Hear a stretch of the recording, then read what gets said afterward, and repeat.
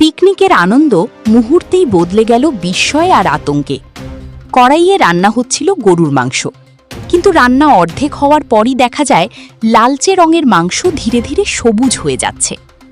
এমন অস্বাভাবিক দৃশ্য দেখে হতবাক হয়ে পড়েন উপস্থিত সবাই। ঘটনাটি ঘটেছে খুলনার পাইকগাছা পৌর এলাকার একটি বেকারির কর্মচারীদের পিকনিকে। জানা গেছে ২২ জুলাই সকালে স্থানীয় একটি মাংসের দোকান থেকে প্রায় ৪ কেজি গরুর মাংস কেনেন বেকারির কর্মচারীরা। পরে পিকনিকের জন্য রান্না শুরু করলে মাঝপথেই মাংসের অস্বাভাবিক রং পরিবর্তন তাদের নজরে আসে।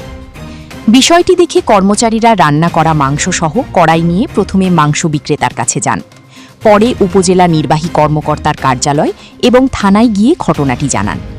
তবে মাংস বিক্রেতার দাবি, তিনি ফ্রিজে সংরক্ষিত ভালো মানের মাংসই বিক্রি করেছেন। একই দিন তার দোকান থেকে আরও অনেকে মাংস কিনলেও এমন অভিযোগ আর কেউ করেননি।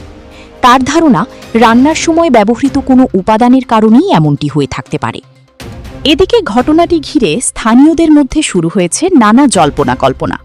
কেউ রাসায়নিকের উপস্থিতির আশঙ্কা করছেন, আবার কেউ সংরক্ষণের পদ্ধতি নিয়ে প্রশ্ন তুলছেন। তবে এখন পর্যন্ত কোনো পরীক্ষাগারের প্রতিবেদনে মাংসে রাসায়নিক বা ভেজালের প্রমাণ পাওয়া যায়নি। বিশেষজ্ঞদের মতে, কিছু ক্ষেত্রে অক্সিডেশন, ব্যাকটেরিয়ার কার্যক্রম বা রান্নার সময় ব্যবহৃত নির্দিষ্ট উপাদানের সঙ্গে রাসায়নিক বিক্রিয়ার কারণে মাংসে সবুজাভ রং দেখা দিতে পারে। তবে প্রকৃত কারণ নিশ্চিত হতে পরীক্ষাগারের বিশ্লেষণই সবচেয়ে নির্ভরযোগ্য। এই ঘটনায় প্রশাসনের তদন্ত এবং পরীক্ষাগারের চূড়ান্ত প্রতিবেদনের অপেক্ষায় রয়েছেন সংশ্লিষ্টরা।